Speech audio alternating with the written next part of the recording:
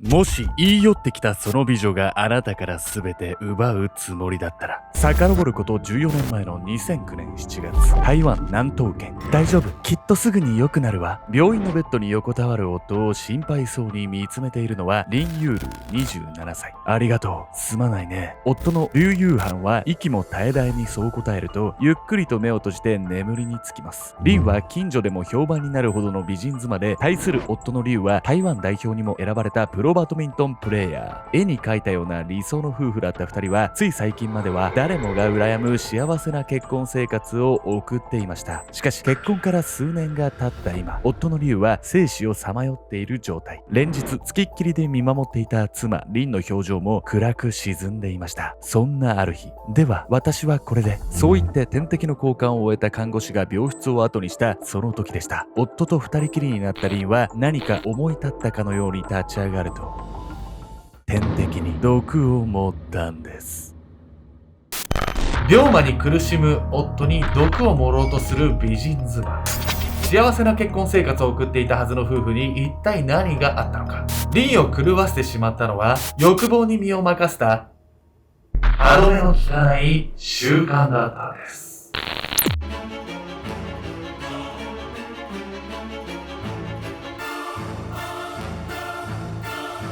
おそす、最近猫を飼ったんです。ケンちゃんです。おでんよりもあったかいポカポカのやみやみこです。ヤミコさん、僕のインスタ見てください。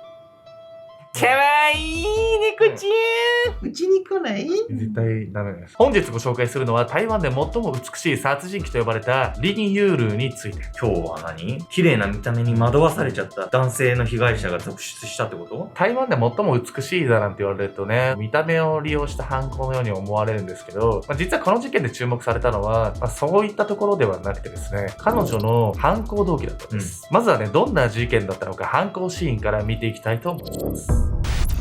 束の間の幸せ。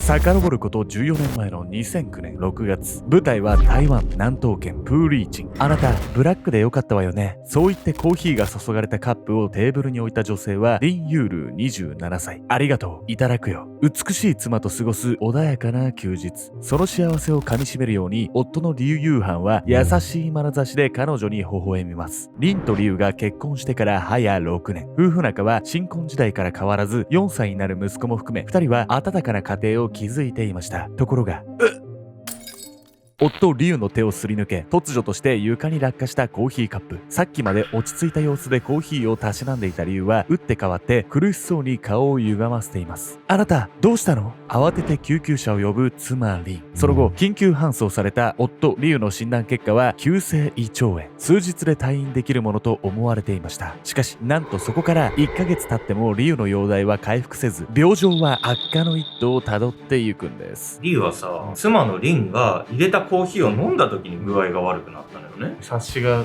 いいっすね。明らかに怪しいじゃない。そしてこの後ね、妻リンは驚くべき行動に出る。早く元気になってね。不安そうな表情を浮かべながらベッドに横たわる夫の手を握りしめるリン。彼女は毎日のように病院を訪れ、献身的に夫を看病していました。日に日に衰弱していく夫を案じるあまり、すっかりやつれてしまったリンの姿を病室へやってくる看護師も気の毒そうに見ていたんです。あまりご無理なさらないでくださいね。リンを気遣うように声をかけ、病室を後にした看護師。そうやってリンと夫リュウが二人きりになったその時でした。リンは何か思い立ったかのように立ち上がると、傍らに置かれていたバッグの中身をごそごそと探り始めるんです。そこから彼女が取り出したのは何かの液体が入ったボトル。その液体の正体は自作の毒薬。許して仕方なかったのよ。夫を無表情で見下ろしながらリンはこれまでの幸せな結婚生活を思い返していました。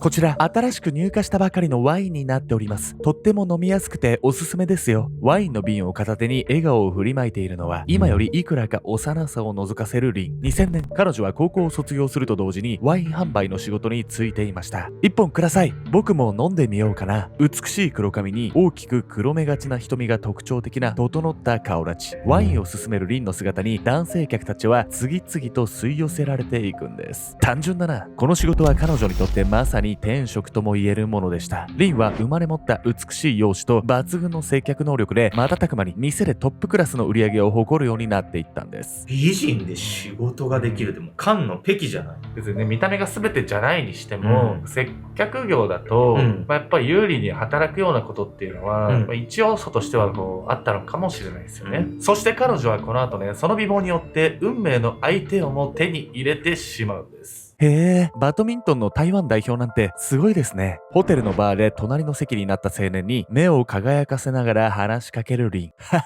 リンさんみたいな綺麗な人にそう言ってもらえると嬉しいですね。そう言って笑ったのは、後にリンの夫となるリュウ・ユーハンでした。リンはプロのバドミントン選手だったリュウのことを大層気に入り、彼と出会ったその日以来、積極的なアプローチを繰り返していくんです。リュウも彼女に言い寄られることを嬉しく思い、その後すぐに2人は付き合うこととなるんです。さらに付き合って間もなく、リュウとリンは結婚まで決めてしまうんです。あまりに早い決断だったため、リュウの両親は反対していたんですが、お互いにすっかり夢中になっていた2人はそのまま強引に押し切ってしまうんです。ちなみにリュウの実家は中華圏の伝統料理臭豆腐の店を経営しており、商売も非常に繁盛していました。プロバドミントン選手であるリュウの収入も合わせ、裕福な家庭に嫁いだリンはまさに幸せの絶頂を迎えていたんです。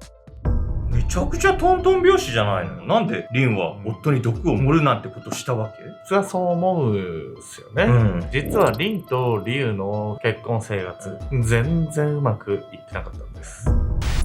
降りかかる厄災。おい、いるんだろう。返済日はとっくに過ぎてんぞ。自宅の扉を叩く男の怒号に部屋の片隅でうずくまり怯えるリン。押しかけてきた男の正体は法外な金利で貸し付けを行う地下銀行の取り立てでした。結婚から数年経ったこの頃、リンの幸せな日々は一変し、彼女は借金の返済に追われる生活を送っていたんです。借金？何？夫の金遣いが荒かったとか？そうかもしれないんですけれども、そもそもね、地下銀行っていう皆さんあんま知らないと思うんですけど、これ実はやばい業者なんです。というわけで本日のメトラキーワード、地下銀行について。地下銀行とは銀行法に基づく免許を持たず不正に海外への送金を行っている業者のこと。送金の際に本人確認が不要なため、主に不法滞在の外国人に利用されているんです。さらに中国や台湾の地下銀行は送金業務の他にも法外な金利で貸し付けを行ういわゆる闇金の業務も担っています。リンは地下銀行から借金をしたことで利息が膨大に膨れ上がり、厳しい取り立てに遭っていたんです。結局夫婦が抱えていた地下銀行からの借金は夫リュウの両親が肩代わりすることになりました。夫の両親のおかげで借金トラブルは解決し、夫婦は元の平穏な日常に戻れることに。しかしそうやって安心していた矢先の2008年8月16日、火事だー！黒煙を上げ燃え上がる民家の周囲に集まる近隣住民たち。彼らの目の前では消防隊員が懸命に消火活動を行っていました。この時火の手を挙げていたのはなんとリュウの実家の修道府店。夫婦の問題が解決し、ほっと胸をなで下ろしたのもつかの間、今度は夫婦を助けてくれたリュウの両親が不幸に見舞われてしまったんです。さらにリンたち夫婦を襲う災難はこれだけでは終わらないんです。同年11月、なんと台湾台南市で暮らしていたリンの母親が階段から転落し、頭部を強打。53歳にして帰らぬ人になってしまうんです。一つ収束したかと思えば、息をつく暇もないほどのタイミングで訪れる悲運の数々。リンたち夫婦はのしかかる運命の非常さを呪わずにはいられませんでした。これは確かにひどいわね。じゃあリンは夫の借金だとかお母さんが亡くなったこととか、そういう身の回りの不幸に絶望して犯行に及んだってこと？そうともね、思えるんですけれども、ただね、一度ちょっと立ち止まって考えてみると、こんなに連続してない夫婦の身の回りに不幸が起こるって、誰かの意図的なものを感じませんかね。実はですね、次のような真相が隠されていたんです。欲望の果てに。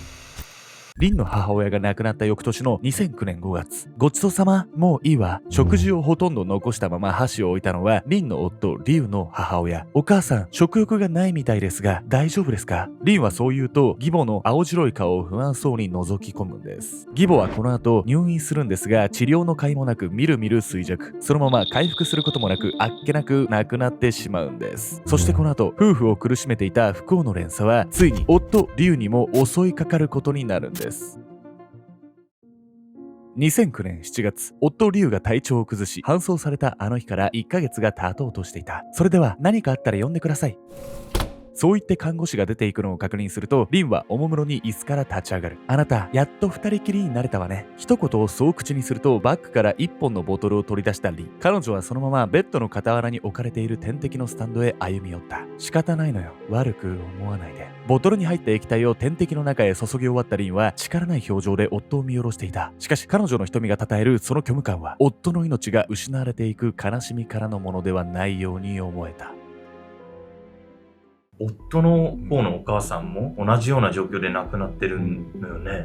リンのね、身の回りで起こっている不幸の正体っていうのはね、実は次のようなものだったんです。くそ、出るまで絶対やめないわよ。美しい顔を歪ませながら悔しそうに叫ぶリン。彼女が脇目も振らず見つめているその先では、銀色の玉がジャラジャラと音を立てながら飛び交っています。そう、リンが今いる場所は非合法に営業されているパチンコ店。実は彼女は底なしのギャンブル依存症だったんです。独身時代からギャンブル狂いだったリンは、給料のほとんどをパチンコや宝くじなどのギャンブルにつぎ込んでいました。職場では成績トップの高給取りにもかかわらず、彼女はこの悪い癖のせいで常にお金に困っていたんです。そんな生活を送るうち、ホテルのバーで出会ったリュウが裕福であることを知ったリン。そこから彼女は最初から金銭目的でリュウに近づいたんです。リュウの両親が反対するにもかかわらず、強引に結婚してしまったのも全て、リンが借金まみれの現状をどうにかしたいと焦っていたためでした。リンに夢中だった夫リュウはもちろん借金にあえぐ彼女を救おうとしました。しかし結婚後もリンのギャンブル癖は止まるところを知らず、夫リュウの力をもってしてもどうにもできないほど借金は膨れ上がっていったんです。ちょっと待ちなさいよ。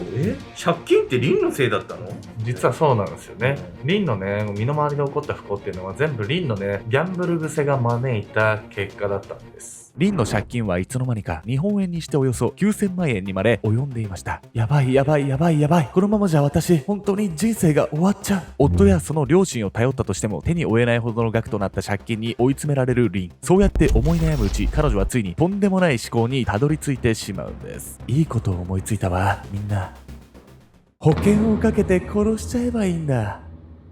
そこからのリンの行動は至って迅速でした。2008年には夫リュウの実家へ放火。さらにその数ヶ月後には、なんと実の母親を階段で突き飛ばし転落死させてしまうんです。そしてこの翌年、毒殺方法をネットで調べたリンは、義母や夫の食事、挙句は病院の点滴にも毒を盛り、彼らを徐々に死に追いやっていったんです。夫婦の身の回りの不幸全部リンの自業自得じゃないのよ。もうね、家族のことをね、借金を返すための道具としてしかね、こう思ってなかったんですよ。ただこんだけリンの周りでね、いろんな人の不幸が連続して起きるってことで、彼女のね、この犯行がね、明るみに出るのも時間の問題だったんです。なあ、ちょっと妙だと思わないか。眉間にシワを寄せてそうつぶやいたのは保険会社の職員でした。職員が眺めているのはリンが申し込んだ生命保険の申請書類。そう、実母、義母、夫とリンはわずか2年の間に血縁関係者を3人も殺害し、その度保険金受け取りの手続きを行っていました。同じ女性が何度も申請してくるその異常な状況を保険会社が不審に思わないはずはなかったんです。こうして2009年7月、保険会社からの通報を受けた警察は、リンが夫を殺害したその月のうちに彼女を逮捕。それから3年後の2012年6月、リンは死刑の判決を言い渡されることになるんです。台湾では女性に死刑が下された例が非常に少なく、この時リンは台湾史上4人目の女性死刑囚となったんです。彼女に対しこれほどに重い刑が下されたのも当然の報い。リンはもはや人としての情などをとっくに失っていたんです。実は逮捕後の調査で、彼女は4歳の息子のことも新たに生命保険に加入させていたことが分かりました。これはリンが逮捕されるわずか2ヶ月前の話で、タイミングが悪ければその幼い命さえも積み重なった借金の清算に利用されていたのかもしれません。一時の快楽に溺れ、自身の欲望を満たすためだけに3人もの家族を殺害したリン。美貌と才能を兼ね備えた彼女の慣れの果てを思うと、使い方を間違えれば恐ろしい結末を招いてしまうお金の怖さを感じずにはいられません。